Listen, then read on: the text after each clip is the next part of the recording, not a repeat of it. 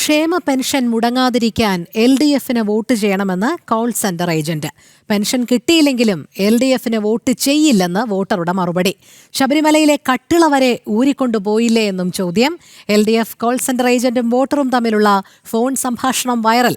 Thiruvananthapuram corporation തെരഞ്ഞെടുപ്പുമായി ബന്ധപ്പെട്ടായിരുന്നു phone സംഭാഷണം. ഹലോ, ഇത് വിലാസിനിയുടെ നമ്പറാണോ? അതെ, പറഞ്ഞാൽ മതി. ഇത് അതാരാണ്?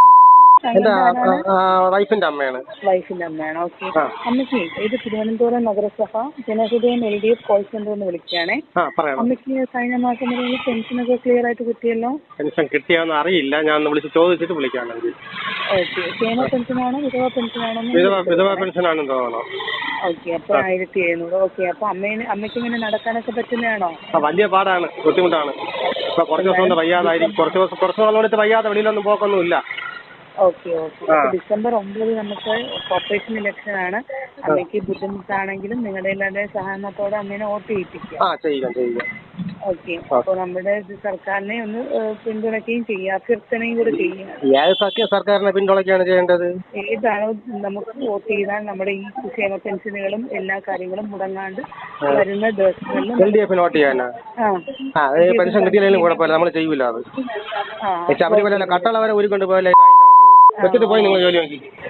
ഓക്കെ.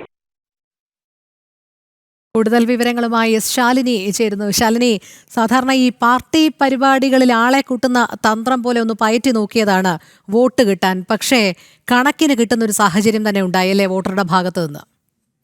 രോഹിണി, കേൾക്കുമ്പോൾ നമുക്ക് തമാശ തോന്നുമായിരിക്കും. പക്ഷേ തലസ്ഥാനത്തടക്കം വിവിധ ജില്ലകളിൽ CPM-ന്റെ ഇത്തരത്തിലുള്ള കോൾ സെന്ററുകൾ പ്രവർത്തിക്കുന്നുണ്ട്.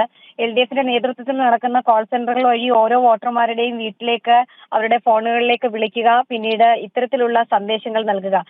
ചുരുക്കം ചിലരൊക്കെയാണ് ഇത്തരത്തിൽ പ്രതികരിക്കുന്നത്. ആ പ്രതികരിക്കുന്ന ഓഡിയോകൾ ഇത്തരത്തിൽ വൈറലാവുകയും ചെയ്യുന്നുണ്ട്. ഇപ്പോൾ തിരുവനന്തപുരത്താണ് ഇത്തരത്തിൽ LDFന്റെ കോൾ സെന്ററിൽ നിന്ന് ഒരു വോട്ടറെ വിളിക്കുകയും വോട്ടറുടെ മാതാവിനടക്കമുള്ള വോട്ട് അത് കൃത്യമായി കൊണ്ട് വോട്ടായി രേഖപ്പെടുത്തണം, അവരെ പോളിംഗ് ബൂത്തിലേക്ക് എത്തിക്കണം എന്ന് പറയുന്നതോടൊപ്പം തന്നെ അവർ ചില അവകാശവാദം ഉന്നയിക്കുകയാണ്. അതായത് വോട്ട് ചെയ്താൽ മാത്രമേ ഇനി അങ്ങോട്ട് ക്ഷേമ പെൻഷനുകളടക്കം ലഭ്യമാവുകയുള്ളൂ, അതിന് CPM തന്നെ ഭരണത്തിൽ വരണം, അവരാണ് ഇതൊക്കെ തന്നത്, അല്ലെങ്കിൽ ഇനി തരുന്നത് അവരാണ് എന്നുള്ള രീതിയിലുള്ള ഒരു പ്രതികരണമാണ് കോൾ സെന്ററിൽ ഉണ്ടായിരുന്ന വനിതയുടെ ഭാഗത്തു നിന്നുണ്ടായത്. പക്ഷെ അതിനെ അതേ രീതിയിൽ തന്നെ അതേ നാണയത്തിൽ തിരിച്ചടിച്ച് നല്ല കൃത്യമായിട്ടുള്ള മറുപടി ആ വോട്ടർ നൽകുന്നുണ്ട്.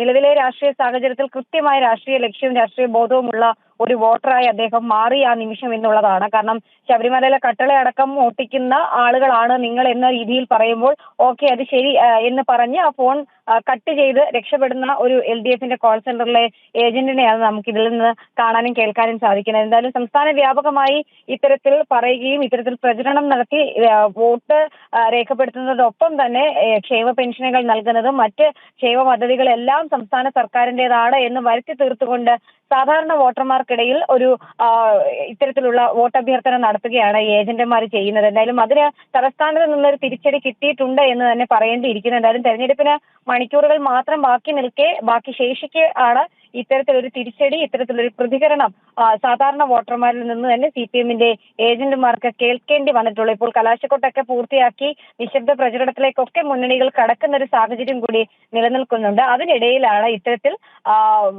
തെറ്റിദ്ധാരണ പടർത്തിക്കൊണ്ട് വോട്ട് നേടാനുള്ള നീക്കം. ആ നീക്കത്തിനെയാണ് സാധാരണ വോട്ടർമാർ ഇത്തരത്തിലുള്ള ചുട്ട മറുപടി കൊടുത്തതുകൊണ്ട് തന്നെ പ്രതിരോധിക്കുകയും ചെയ്യുന്നത്. ശരി, ശാലിനിയാണ് വിവരങ്ങൾ നൽകി.